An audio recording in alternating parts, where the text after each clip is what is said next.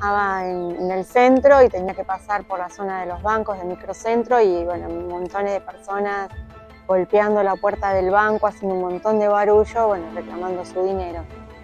No había trabajo, no había ninguna proyección, no había obras, nada.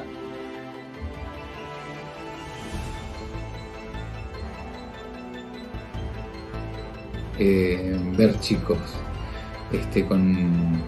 muy débiles, muy delgados, al borde de la desnutrición, eso me marcó. Salvar el supermercado del saqueo. Ahora sí. ¿Qué van a hacer? ¿Van a permanecer en custodia? ¿Qué van a hacer? Estaba trabajando de mozo, pero de repente nos quedamos sin trabajo, no había nada para... no se podía conseguir, porque no había.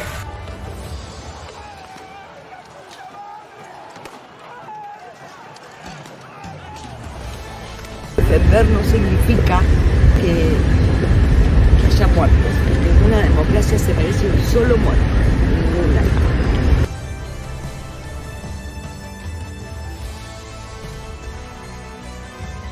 Vimos como el presidente de ese momento de la Rúa subía el helicóptero en la Casa Rosada y se iba, y la verdad era increíble, impactante. No se podía creer.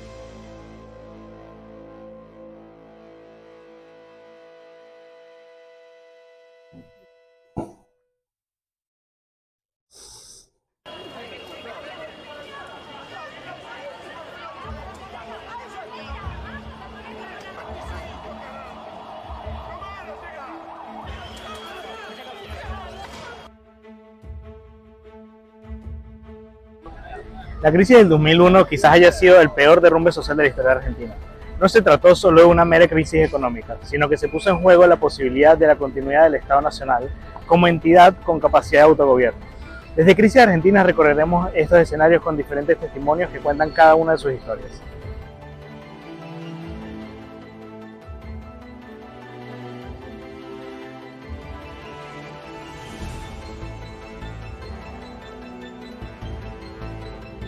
El mandato del gobierno de Fernando de la Rúa a fines de los 90 y principios de los 2000 se caracterizó por decisiones económicas drásticas y graves denuncias de corrupción que socavaron la confianza pública y provocaron una crisis institucional. La administración económica se inició con José Luis Machinea como ministro, quien implementó una política de fuerte ajuste fiscal para reducir el déficit.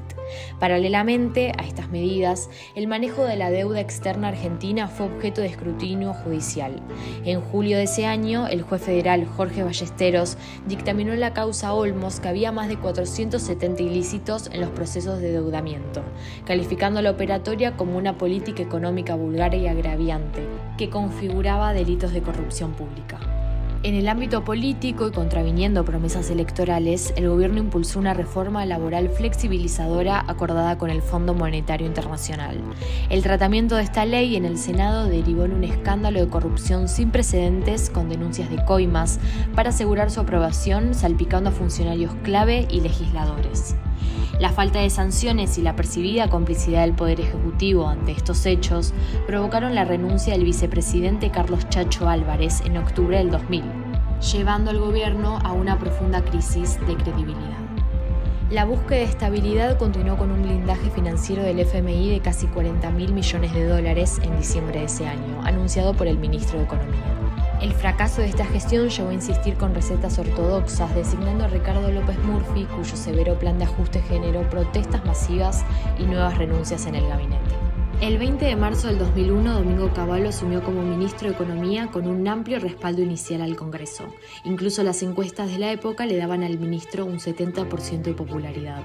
Sin embargo, sus medidas, incluyendo recortes del 13% en jubilaciones y salarios estatales, no lograron alejar al fantasma de la cesación de pagos. Cavallo les pedía a los argentinos que confiaran en el peso y que no retiren sus depósitos. Así fue como el riesgo país pasa a los 1.300 puntos básicos. Un suceso judicial relevante fue la prisión preventiva del expresidente Carlos Menem por asociación ilícita en el caso de las ventas de armas a Ecuador y Croacia. Debido a su edad, Menem cumplió arresto domiciliario en la quinta de su amigo Armando Costañán y pocos meses después recuperó su libertad. Eventos internacionales como el ataque terrorista a las Torres Gemelas de Nueva York el 11 de septiembre, siendo símbolo del poderío económico norteamericano y la fuga masiva de capitales, agravaron el panorama.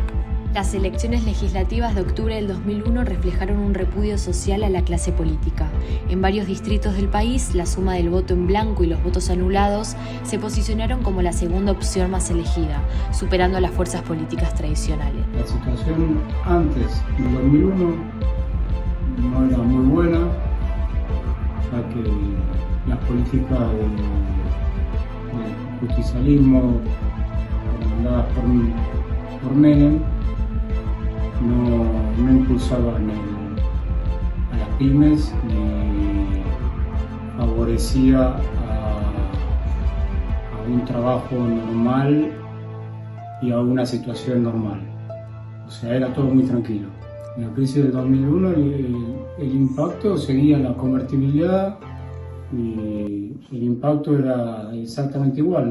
No había trabajo, no había ninguna proyección, no había obras, nada. Y con la excusa de frenar la escandalosa fuga de capitales que ya se habían completado meses anteriores, el 30 de noviembre el gobierno decretó el corralito, congelando los depósitos bancarios y permitiendo solo retiros mínimos, lo que culminó en el colapso financiero e institucional. Yo todavía era maestra jardinera, trabajaba un turno a la mañana en La Ferrere como maestra jardinera y a la tarde como periodista en Radio Nacional. Había terminado el ciclo lectivo y había terminado muy cansada ese año porque también se dio que había comprado mi primer departamento con un crédito hipotecario en dólares. Entonces me acuerdo que con el sueldo de maestra jardinera más un poquito del sueldo de Radio Nacional podía pagar el crédito y el resto me quedaba para comer. Y en ese quedar para comer hubo que reciclar sopa literalmente.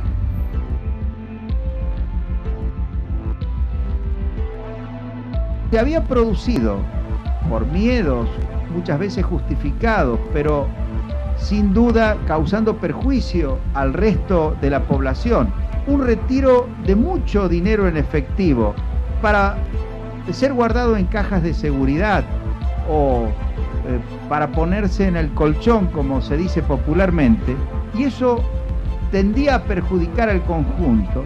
Como mencionamos al principio, el corralito fue una de las medidas económicas más traumáticas en la historia reciente de Argentina. Finalmente se implementó el 3 de diciembre del 2001. Este anuncio demostró una restricción que limitaba a 250 pesos semanales la extracción de dinero en efectivo de cuentas bancarias. Aunque los ahorristas podían mover fondos electrónicamente o pagar con las tarjetas, en la práctica el país estaba muy acostumbrado al uso de efectivo, especialmente en comercios pequeños, lo que paralizó gran parte de la actividad económica. Además, la medida generó pánico, porque muchos interpretaron inmediatamente que se trataba del primer paso hacia una devaluación inevitable. En algún momento recuerdo que dije, bueno, si hay un piquete abrimos, si nos cortan, se abre la puerta de la camioneta y que se lleven todo. Había que resguardar la vida y me dijeron no, lo llevamos puestos porque acá hay mucho dinero y no estamos en condiciones. Ese llevar puesto a mí me quedó para toda la vida porque nadie se merece que lo maten por una crisis económica, social, política. El impacto social fue inmediato. Miles de personas se quedaron sin ahorros de un día para el otro. Jubilados, trabajadores y pequeños comerciantes fueron los más afectados. Las protestas comenzaron a multiplicarse. A medida que el descontento crecía, se profundizaba también la crisis política. La credibilidad del gobierno, que ya venía debilitada, se desplomó. También se decía lo del corralito, más que después le dijeron corralito, que en ese momento escuchábamos y se decía que no se podía sacar el dinero. Y bueno, cuando nosotros teníamos un pequeño ahorro en el banco, en dólares, y cuando quisimos retirarlo no pudimos. Después al tiempo se pudo retirar, pero pasado a pesos y bueno, no era la misma cantidad. Durante años anteriores había estado con quien hoy es mi marido ahorrando para comprarnos nuestro primer departamento. Tuvimos la suerte de comprarlo en agosto del 2001 por lo tanto no nos vimos afectados por el tema del corralito, pero sí personas muy cercanas, familiares, amigos, sí lo sufrieron, les tocó, ahorros de toda la vida, no podían disponer de ellos, fue muy difícil poder ir a sacar semana tras semana, abrir diferentes cuentas para que pudieran acceder al dinero que había sido el sacrificio de toda una vida de trabajo. Nosotros en el 2002 teníamos planes de casamiento y veníamos con mi novio juntando dinero en una cuenta corriente en dólares. Y bueno, cuando llegó la crisis del 2001, el banco se quedó con todo el dinero. Y bueno, hubo un par de días que yo tuve que ir, porque decían que nos lo iban a entregar, a quedarme todo el día dentro del banco hasta que bueno, nos ofrecieron un cheque de caja en dólares y bueno, fue lo único que obtuvimos. El corralito no resolvió la fuga de depósitos, la aceleró. Quienes aún tenían fondos comenzaron a transferirlos al exterior o a comprar bienes durables para resguardarse. La actividad económica se frenó aún más y los indicadores sociales empeoraron rápidamente. A mediados de diciembre, el país ya vivía en un clima de tensión permanente. Esta medida se llevó puestos a 2 ministros de Economía, Domingo Cavallo, su ideólogo, y Jorge Remes Lenikov, cuando meses después quiso desatar el nudo con bonos compulsivos.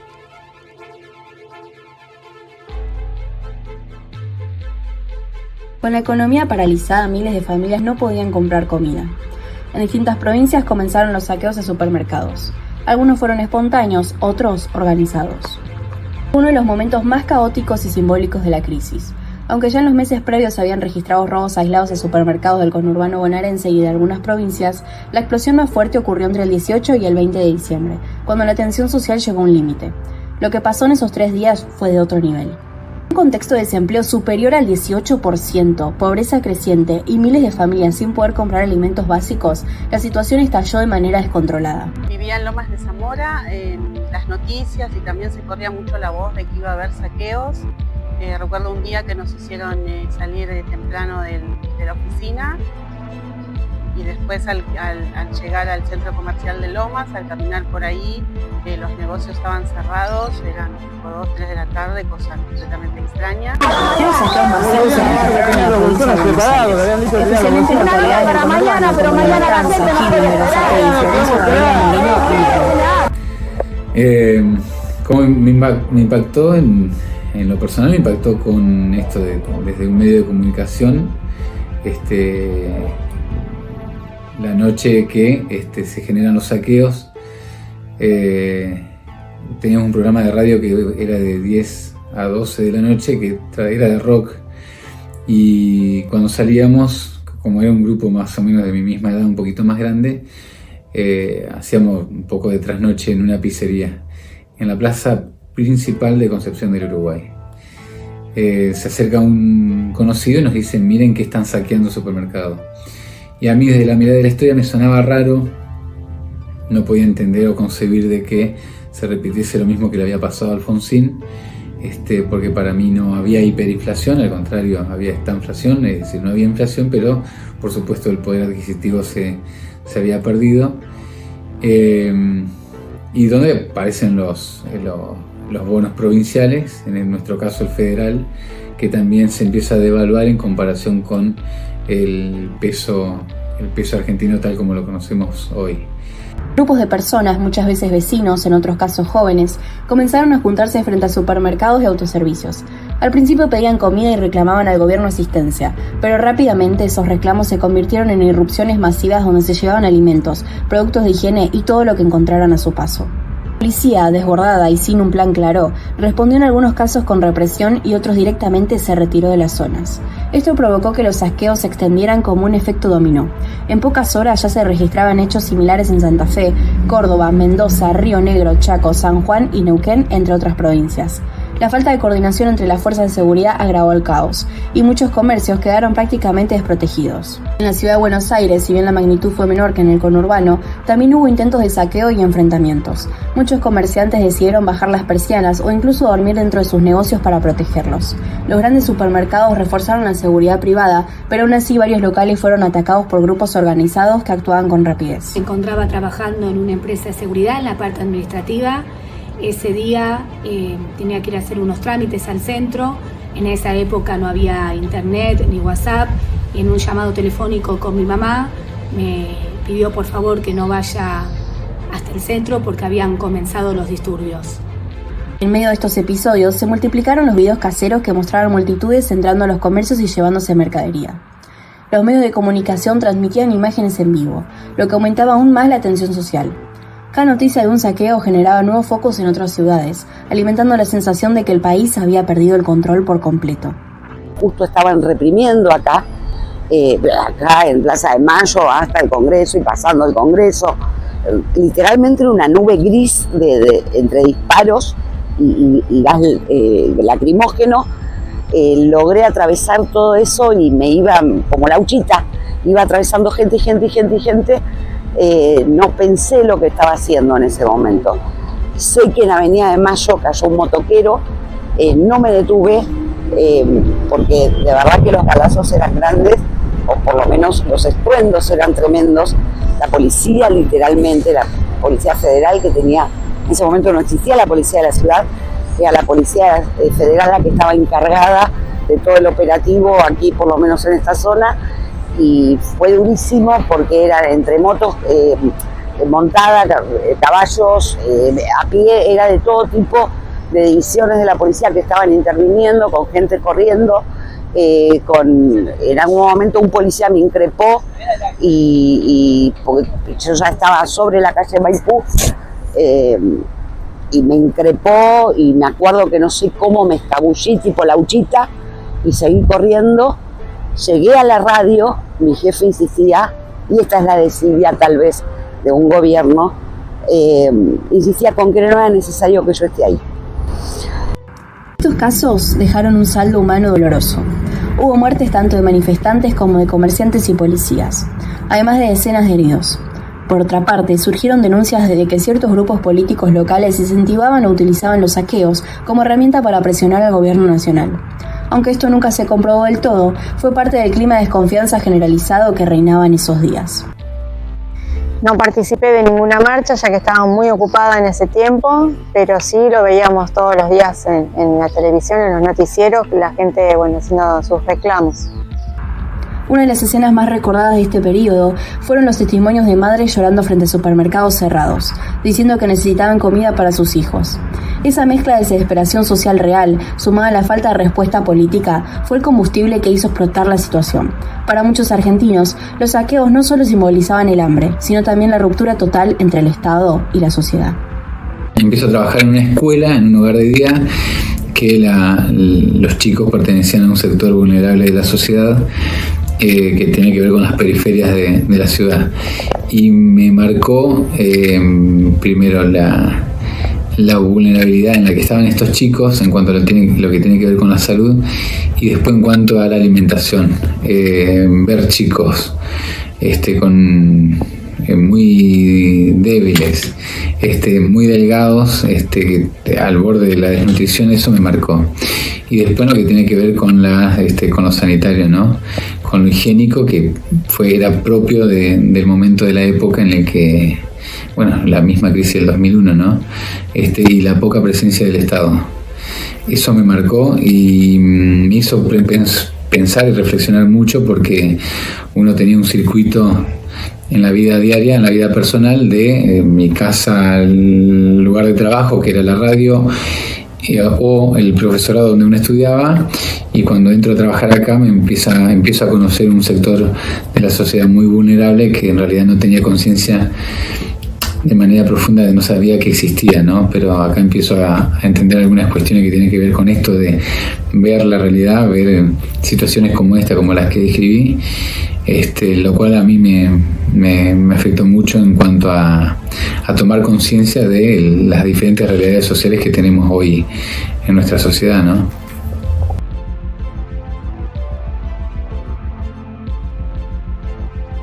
Habla al país el presidente de los argentinos, doctor Fernando de la Rúa. Compatriotas, culmina un día difícil. Han ocurrido en el país hechos de violencia que ponen en peligro personas y bienes y crean un cuadro de conmoción interior. Quiero informarles que ante eso he decretado el estado de sitio en todo el territorio nacional e informado al Honorable Congreso. Nuestro país vive horas difíciles que muestran la culminación de un largo proceso de deterioro.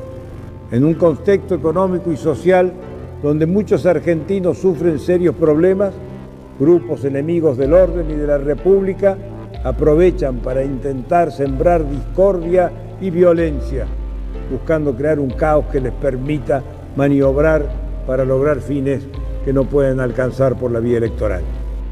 Comprendo las penurias que atraviesan muchos de mis compatriotas. Las comprendo y las sufro, pero la mayoría sabe que con violencia e ilegalidad no se sale de los problemas. Los problemas hay que afrontarlos y eso estamos haciendo.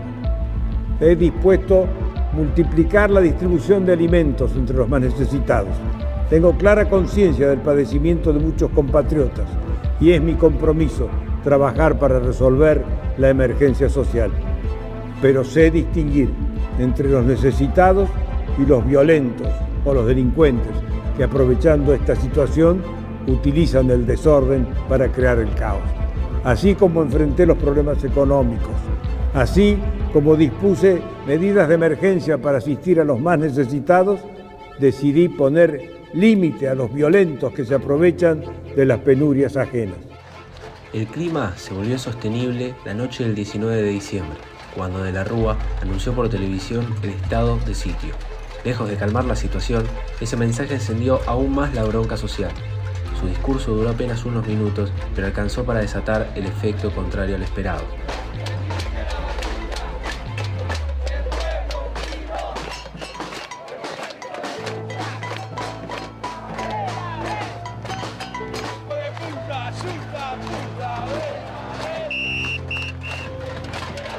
Minutos después del anuncio, en distintos barrios de la ciudad de Buenos Aires comenzaron a escucharse las primeras cacerolas.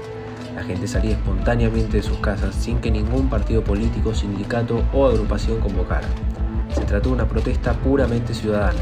Miles marcharon hacia la Plaza de Mayo a pie, en auto, en colectivos improvisados, todos con el mismo mensaje: que se vayan todos. Las primeras columnas de manifestantes comenzaron a llegar a la plaza cerca de las 23 horas. En un principio, el clima era tenso pero pacífico. Familias enteras, estudiantes, jubilados, trabajadores, comerciantes. Una multitud que representaba el hartazgo de años de recesión, endeudamiento, falta de respuesta política y ahora el corralito que había dejado a millones sin acceso a sus ahorros. Ya para el 20 de diciembre, el número de personas creció aún más. Plaza de Mayo se convirtió en el epicentro del estallido social. Aunque los saqueos y cacerolazos se multiplicaban en distintos puntos del país, fue allí donde hubo mayor caos. La Policía Federal instaló vallados frente a la Casa Rosada, pero la cantidad de gente superaba cualquier previsión. Algunas columnas se acercaron a las rejas, agitando banderas y consignas, y la tensión comenzó a aumentar. ¿Por qué sacan a la gente de la plaza? Se manifiesta pacíficamente. Es una orden del Poder Ejecutivo, aparte hay estado de sitio. ¿Cuál es la orden? ¿Que saquen a la gente aunque no haga disturbio? Hay estado de sitio. ¿Por qué los corren a caballos a las abuelas de Plaza de Mayo, por ejemplo? ¿No le parece un poco brutal? ¿No le parece un poco brutal la forma? El pueblo unido jamás será vencido. El pueblo unido jamás será vencido. Vengo acá y me voy a seguir quedando acá hasta que haya algún tipo de respuesta, porque no alcanza con que renuncie Caballo.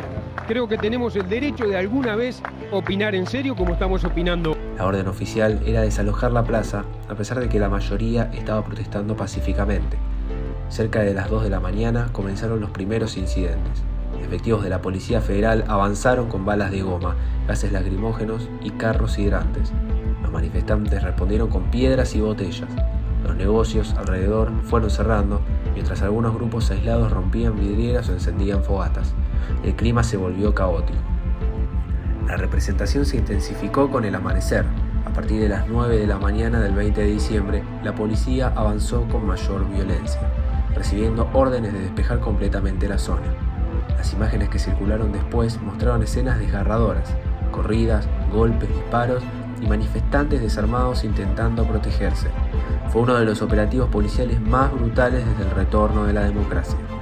En la calle Hipólito Yrigoyen, a metros de la Pirámide de Mayo, la policía disparó balas de plomo. Uno de los casos más emblemáticos fue el de Alberto Márquez, que murió por un disparo policial. A pocos metros también fue asesinado Gastón Riva, un motoquero que solo pasaba por la zona.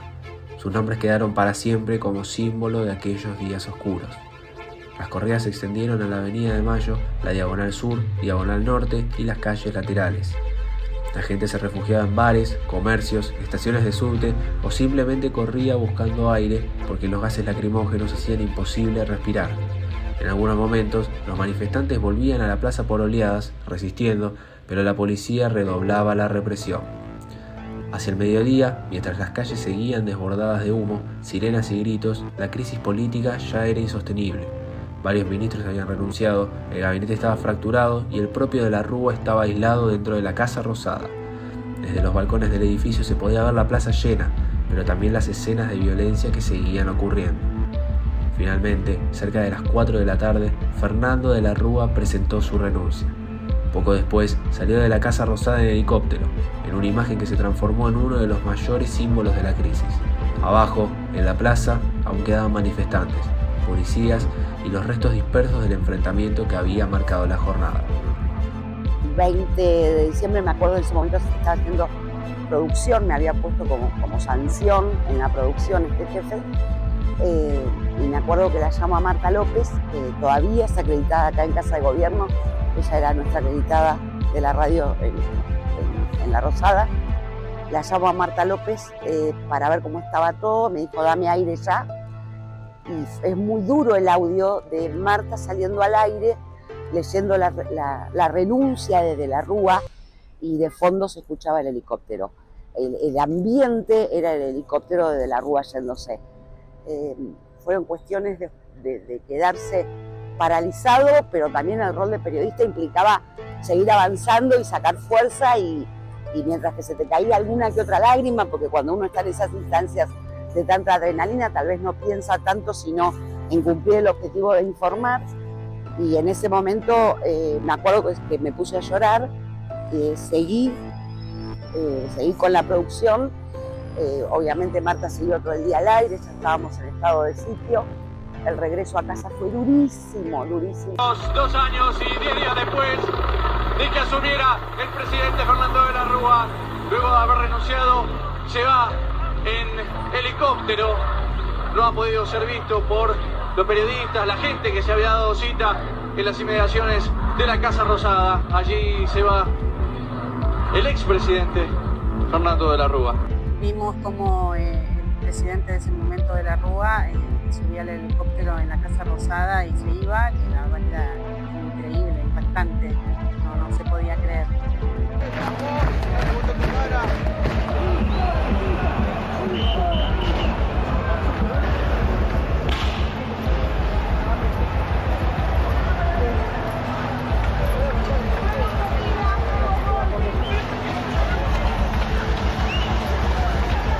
La noche del 20 encontró la Plaza de Mayo devastada, con destrozos, vallados caídos, charcos, proyectiles y restos de gases. Sin embargo, encontró un país que había estallado en 1000 pedazos: política, economía, sociedad, todo en simultáneo. La represión dejó 3 muertos en todo el país, varios de ellos en Plaza de Mayo y alrededores. Este día marcó el fin de un gobierno, el cierre de una época y el inicio de una crisis institucional que continuaría con 5 presidentes en apenas 2 semanas. Pero, por sobre todo, dejó una herida profunda que aún perdura en la memoria colectiva de los argentinos. Diciembre del año 2001 y es nuestra misión número 2278. El país sigue convulsionado, están en plena asamblea legislativa, sigue convulsionado realmente. Las cosas que se han visto ayer en televisión, los desmanes, Los robos ha sido terrible, de terror, de miedo. Ya cuando entran, se meten con la propiedad privada, ya la cosa es muy, muy, muy grave, muy serio. Pero bueno, eso ya es una anarquía total. Ahí, en esos momentos, es cuando sale el ejército a la calle. Ahí. La gente está con hambre, la gente está mal, la gente está desesperada. Y se produjo la renuncia del señor presidente de la República. Así que tendremos nuevo presidente a partir de hoy, porque el país está acéfalo en este momento, está sin presidente. Yo les digo la verdad. Ustedes siempre me oyen decir que yo soy una mujer grande, pero yo momentos como este que estamos viviendo ahora no lo he vivido jamás. Y he pasado por todos los gobiernos, democráticos, dictaduras, todo lo que se puedan imaginar, todo. Pero esto que estamos viviendo actualmente, yo no lo recuerdo. Esto es una anarquía total. Los muertos que han habido, 24, 25 muertos, chicos, jovencitos. La represión que ha sido terrible, de una violencia. Uno veía esas escenas en Plaza de Mayo con los caballos. Había un señor que yo me he quedado impresionada, un señor, yo no sé si alguien lo vio en las escalinatas del Congreso, que boqueaba y al final se murió. Y pedían una ambulancia y no llegaba. Un tiro, porque además balas de goma, sí, pero también de las otras, Sí, de plomo, balas verdaderas. Terrible ha sido esto que estamos viviendo en la Argentina. Yo esperemos que llegue la pacificación, Dios mío.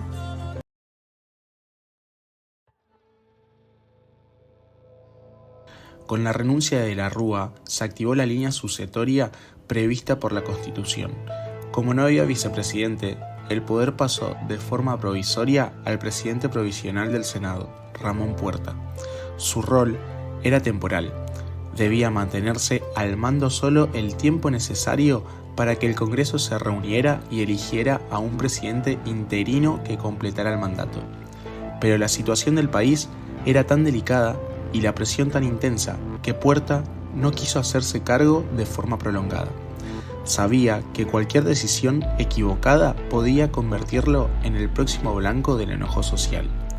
La Asamblea Legislativa se reunió 2 días después y designó a Adolfo Rodríguez Sá como presidente interino. Su misión era gobernar durante unos meses, estabilizar la situación y llamar a elecciones. En sus primeros días, Rodríguez Sá anunció medidas de gran impacto, como la declaración del default de la deuda externa, que era una bomba de tiempo esperando explotar. También intentó lanzar una nueva moneda paralela al peso para reactivar la economía. Al principio recibió aplausos, especialmente dentro de su propio partido, el peronismo. Sin embargo, rápidamente perdió apoyo. Los gobernantes, que lo habían respaldado en un principio, comenzaron a retirarle su aval cuando vieron que no tenía la fuerza política para sostener la gobernabilidad. No podía controlar la situación social y las protestas continuaban. El 30 de diciembre, aislado y sin respaldo, Rodríguez Sá anunció su renuncia desde San Luis, con la frase "me dejaron solo". Tras esa dimisión, debía asumir nuevamente Ramón Puerta, pero él se negó. No quería ser otra vez el que recibiera un país en llamas. Por eso, la línea sucesoria pasó al siguiente cargo, el presidente de la Cámara de Diputados, Eduardo Camaño. Él se hizo cargo de forma interina durante algunos días, con el único objetivo de garantizar cierta continuidad institucional hasta que el Congreso pudiera elegir un nuevo mandatario con suficiente apoyo político para sostenerse. Finalmente, la Asamblea Legislativa se reunió el 1 de enero de 2002 y eligió a Eduardo Duhalde como presidente. Duhalde era una figura con mayor peso político dentro del peronismo y contaba con el respaldo de la mayoría de los gobernantes, algo clave para gobernar en un país federal. Su llegada marcó el inicio de un proceso arduo pero más estable. Duhalde tomó decisiones muy duras, como el fin de la convertibilidad y la devaluación, pero estas medidas permitieron recomponer la economía tras el colapso. Así fue como en apenas una semana, Argentina tuvo 5 presidentes. Primero, Fernando de la Rúa, luego Ramón Puerta en forma provisoria, después Adolfo Rodríguez Sá, elegido por el Congreso, más tarde Eduardo Camaño como presidente transitorio y finalmente Eduardo Duhalde, quien asumió para completar el mandato. La línea editorial es no pasa nada, la línea editorial es hay que seguir hasta que, bueno, cayó la alianza. Era muy dura esa línea editorial en Radio Nacional en ese momento. Y después Radio Nacional, ustedes saben, es una radio pública y depende obviamente del Poder Ejecutivo, o sea, respondemos, no te digo siempre, pero algunas veces las líneas editoriales salen por parte del Poder Ejecutivo. Después fueron de verdad literalmente 5 presidentes en una semanita y pico. No se sabía quién era la autoridad, no teníamos autoridades a las que responder, no teníamos línea editorial. Creo que en materia periodística podíamos decir lo que queríamos decir los periodistas, porque era una cuestión de si no hay nadie que me controle, si no hay nadie que me diga qué tengo que hacer, vamos a decir lo que tenemos que decir. Eso quizás era interesante. Había muchos móviles en ese momento, Radio Nacional tenía muchos cronistas en la calle, entonces la cobertura era muy grande. Los colegas del interior del país, del resto de las radios del país, aportaban muchísimo, porque en todas las capitales o en todas las ciudades pasaba algo. Aportaba muchísimo y llevó tiempo la calma, llevó tiempo llevar una calma periodística en el sentido de línea editorial. Ahora, desde el punto de vista periodístico, se dijo todo lo que había que decir y lo que estaba sucediendo. Se dijo todo. Y recuerdo que una noche en enero hacía muchísimo calor, eran las 10 y pico de la noche, y antes de desconcentrar, los manifestantes espontáneos, valga decirlo, que estaban en la plaza, cantaban el himno y después se retiraban. Comenzaron a cantar el himno y significativamente, muy loco, empezó a llover.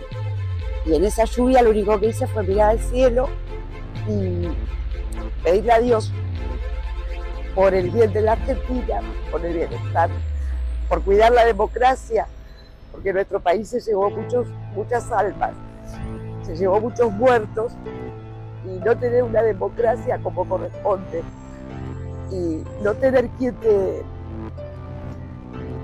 defienda como ciudadano, dolía.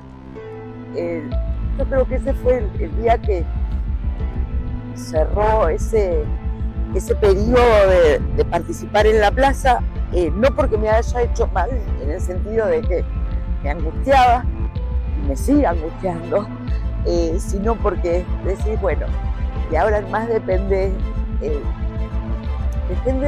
quienes están a cargo nuestro en una democracia. La democracia se tiene que defender a como dé lugar, pero ese defender no significa que haya muertos. Ninguna democracia se merece un solo muerto, ninguna. Ese desfile de mandatarios reflejó el grado extremo de inestabilidad política que vivía el país. Nadie podía sostenerse en medio del caos, y el poder se desplazaba de un nombre a otro, mientras el país intentaba evitar un colapso aún mayor. Tengo ese recuerdo de mi tía, triste, mal, por no disponer del dinero, de toda una vida de trabajo, de sacrificio, y que por malas decisiones de los políticos hayan afectado a ella como a otras tantas personas. La sucesión vertiginosa evidenció un vacío de poder profundo, la falta de acuerdos entre los distintos sectores políticos y el impacto que la crisis económica tenía sobre la gobernabilidad. Fue un momento en el que la institucionalidad estuvo al borde del colapso total, y solo con la designación de Duhalde se logró recuperar cierto orden. Ese episodio quedó grabado como una de las semanas más inestables y turbulentas de la historia democrática argentina. El gobierno desapareció, duró muy poco. La gente que asumió, en esa época estaba Duhalde, el doctor Duhalde, que también fue un presidente temporario, hasta que asumieron las nuevas autoridades y empezó a aparecer digamos, la tranquilidad de la gente de saber que estamos respaldados por un gobierno.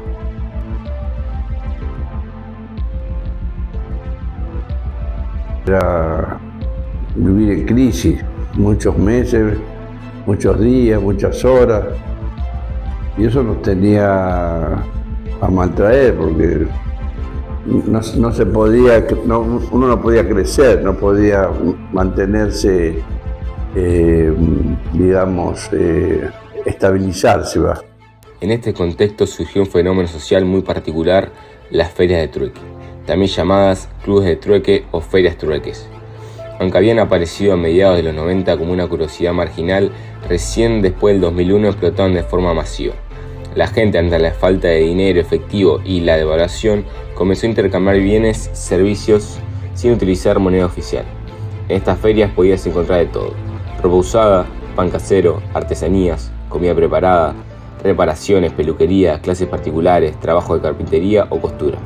Todo se intercambiaba mediante bienes equivalentes o con créditos propios de cada feria. Sí, pasé cuando el federal se empieza a devaluar con respecto al peso argentino, el poder adquisitivo empieza, por supuesto, a perder valor y no alcanza. El que no tenía, que solamente cobraba en federales, no alcanza a llenar la olla, entre comillas, ¿no?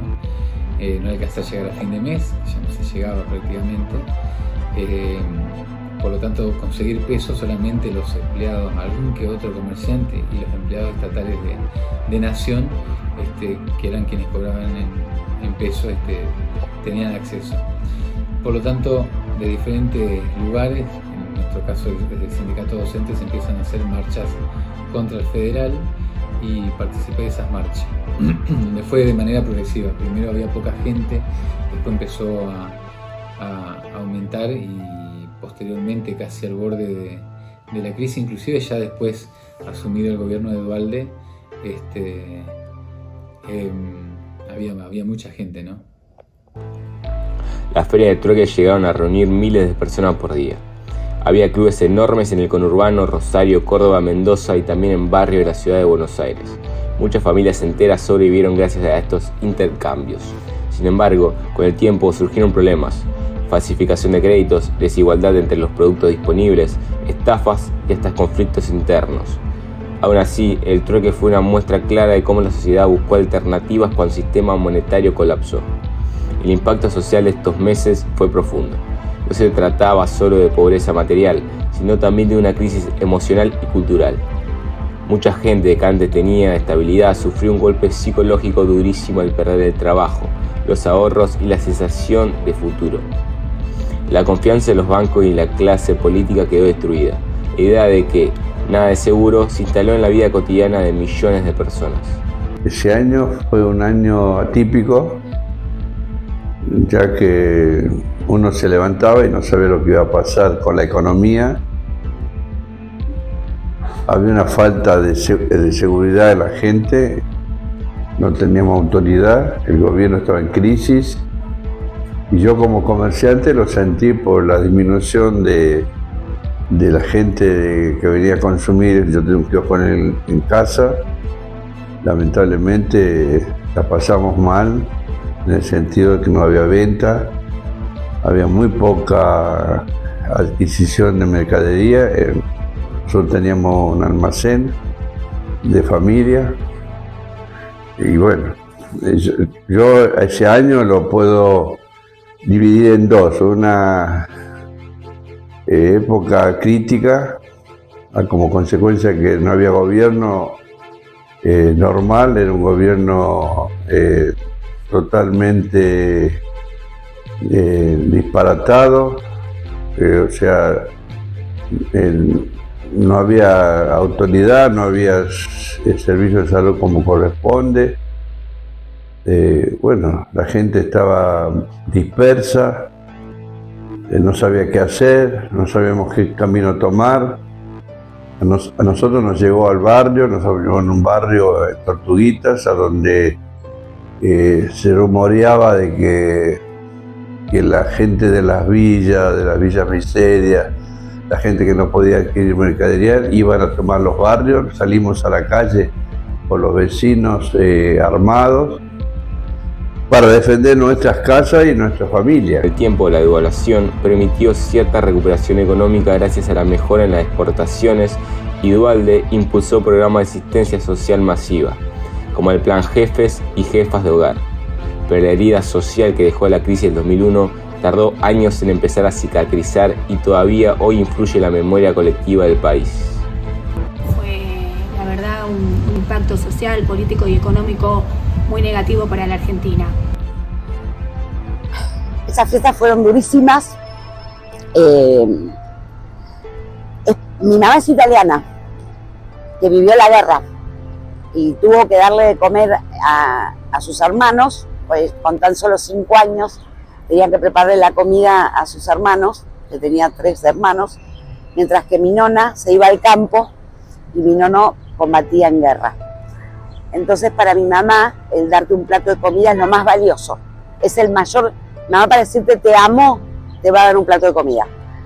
Y esas fiestas fueron durísimas porque no había, porque por más que ella se esmeró y con esa creatividad que tiene como toda persona resiliente de una guerra, no pudo crear mucho. Entonces había sido muy duro y recuerdo que se brindó con un poco de agua o tal vez un poco de vino que había hecho el esfuerzo mi viejo para comprar en la mesa y nos fuimos rápidos todos a dormir. Tanto la Navidad como el Año Nuevo no hubo reunión de familia, tan solo era mis viejos conmigo y mi hermano menor. Mi hermano mayor ya estaba viviendo en Navarro, e irse rápido a dormir, que pase, la historia era que pase. El tema es cuando la resiliencia que hacen o la supervivencia que generan las personas que vivieron crisis como la guerra, esta vez no bastaron. Mi hermano cuando fue Malvinas estuvo en Campo de Mayo, lo subieron 2 veces a un micro para ir a Malvinas y mi mamá con esa cosa de la guerra, me acuerdo que en ese momento no se estaba bien económicamente en casa y compraba mortadela, la envolvía y la ponía atrás de todas las botellas con agua en la heladera para que cuando venga mi hermano tenga comida. Pues la comida de verdad es muy significativa en mi casa, para mis mamá y mi papá que todavía viven, gracias a Dios. Y el tener que guardar comida, ¿no? Eso es muy duro porque no es me como un sanguchito y ya está, no, era que mi mamá quería cocinar y había que cocinar con poco dinero. O sea, no era el pollo al horno, era un pedacito de pollo con fideos capaz, no sé lo que era, lo que podían en ese momento mi mamá. Fue muy dura ese fin de año. Después nos fuimos levantando y hoy nos levantamos y uno aprende en épocas de tanto estrés económico y social como el que estamos viviendo hoy por hoy. Uno aprende a ser resiliente, a caerse y a levantarse, a caerse y a levantarse. Soy de una generación que vivió muchas crisis económicas, en donde vi muchas veces a mis papás llorar porque el dinero no era que no alcanzaba, había cambios económicos que perjudicaban lo poco que vos tenías, que te lo devaluaba enseguida, de un día para el otro. Entonces me hace más resiliente, obviamente, me hace más fuerte que otras generaciones. Somos una generación donde no nos rendimos rápido. Está a la vista que no nos rendimos rápido. Pero cuando hay estrés económico y social, como en este momento, son situaciones muy duras en donde uno dice, ¿cuántas veces más tengo que barajar de nuevo? ¿Cuántas veces más tengo que llegar al fondo del pozo y eyectarme? Son situaciones de supervivencia de la Argentina.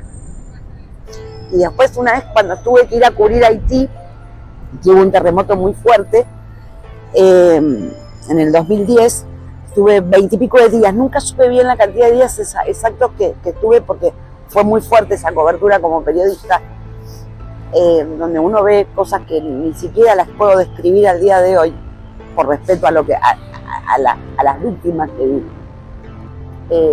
Cuando vos ves que las crisis sociales son siempre producto de las crisis económicas. Es durísimo, es durísimo. Y insisto con esto, nadie se merece morir ni se merece que lo maten en pos de la democracia. La democracia tiene que cuidarnos a todos.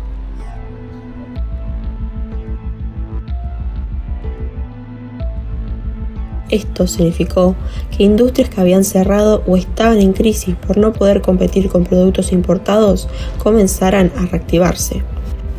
Hubo un boom de sectores, como la industria alimentaria, la automotriz, textil, metalúrgica, agricultura y exportaciones. La economía volvía a moverse y eso generó empleo. Me doy cuenta que en el transcurso de que empiezo a trabajar en 1 año y medio, puedo empezar a ahorrar para comprar un vehículo usado, un Renault 4, que era una máquina, pero que el valor adquisitivo del dinero me empieza a permitir ahorrar para poder lograr ese objetivo. Y lo hice en poco tiempo, en 1 año y medio. Entonces, si bien seguía muy descreído y desconfiado del proceso político que se daba, sobre todo porque, bueno, en lo personal mi confianza no estaba dada en Duhalde y posteriormente en Kirchner, empiezo a darme cuenta cuando puedo tener acceso a eso, y que inclusive al mismo tiempo me permitía generar algún que otro ahorro para, en mi caso personal, pagarle un viaje a mi mamá como forma de compensar todo lo que había pasado en la crisis de los 90, en la década del 90 mejor dicho, y en la crisis del 2001, ¿no? Otro factor importante fue el crecimiento por superávit gemelos. Entre 2003 y 2007, el país tuvo 2 superávit fundamentales: el fiscal, donde el Estado gastaba menos de lo que recaudaba, y el comercial. Allí, el país exportaba más de lo que importaba. Esto permitió al gobierno recomponer reservas del Banco Central, pagar deudas y financiar políticas sociales. Parte de este crecimiento se debió también al contexto internacional. Los precios de la soja y otras materias primas estaban en niveles históricamente altos, lo que le dio a la Argentina ingresos extraordinarios. Luego de un 2002 devastador, con más del 50% de pobreza y un 25% del desempleo, el Estado implementó planes para contener a la población, como Plan Jefes y Jefas de Hogar Desocupados, que asistió a cerca de 2 millones de familias. Programas alimentarios y subsidios, acuerdos de precios y controles temporarios para evitar subas desmedidas en productos básicos. Esto no solucionó todos los problemas estructurales, pero evitó un colapso social mayor. Bueno, todo eso ocurrió en diciembre del 2001 y yo tenía fecha para tener a mi bebé en febrero del 2002. Así que también nos encontramos que con lo que habíamos visto para comprar para el bebé y demás, ya era otro precio completamente distinto. Pero bueno, en todo eso lo bueno es que tanto mi esposo como yo pudimos mantener el empleo. Y bueno, de a poquito fuimos comprando las cosas y salimos adelante. En 2005, el presidente Néstor Kirchner realizó una reestructuración histórica de la deuda con una quita cercana al 70%. Muchos acreedores aceptaron los nuevos bonos, lo que permitió aliviar significativamente el peso de la deuda pública. Además, en 2006, Argentina decidió cancelar toda su deuda con el FMI para ganar autonomía en su política económica. A medida que la economía se reactivaba, el empleo empezó a crecer rápidamente. Muchas industrias que habían despedido personal volvieron a contratar trabajadores y el Estado impulsó obras públicas que generaron puestos de trabajo. El desempleo bajó del 25% en 2002 a menos del 10% en 2007. Con mejores salarios y más empleo, el consumo interno se convirtió en un motor central de la recuperación. La gente volvió a comprar, viajar, consumir servicios y productos nacionales, lo que retroalimentó el crecimiento económico. Tras la crisis política que produjo 5 presidentes en una semana, el país logró cierta estabilización institucional.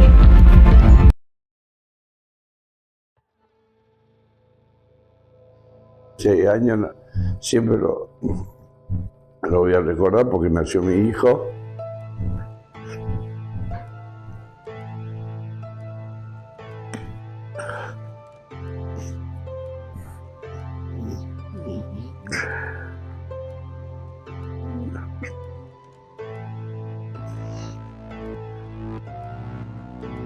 un varón que era muy esperado.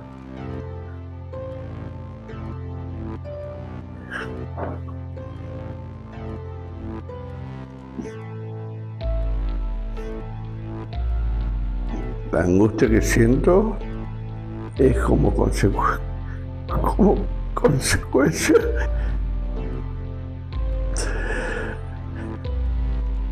es un momento que vivimos mal. Después de poco se fue recuperando todo, digamos, alegría y tristeza por el momento. La crisis del 2001 marcó un antes y un después en la historia argentina. Fue la combinación extrema de problemas económicos acumulados durante años, decisiones políticas equivocadas, endeudamiento insostenible y un modelo imposible. Pero además fue el reflejo del cansancio social, del hartazgo ante la desigualdad y de la pérdida total de confianza en las instituciones. El corralito, los cacerolazos, los saqueos, la represión y la sucesión de presidentes en cuestión de días dejaron una herida profunda que aún forma parte de la memoria colectiva del país. Sin embargo, aquella crisis también reveló la capacidad de resistencia del pueblo argentino. En medio de la incertidumbre y el dolor surgieron redes de solidaridad, asambleas barriales, movimientos de trabajadores que recuperaron fábricas y una sociedad que, pese al miedo, se organizó para exigir cambios. De esa fractura nació un nuevo escenario político, un nuevo modelo económico y una mirada más crítica sobre las políticas públicas que habían guiado la década anterior.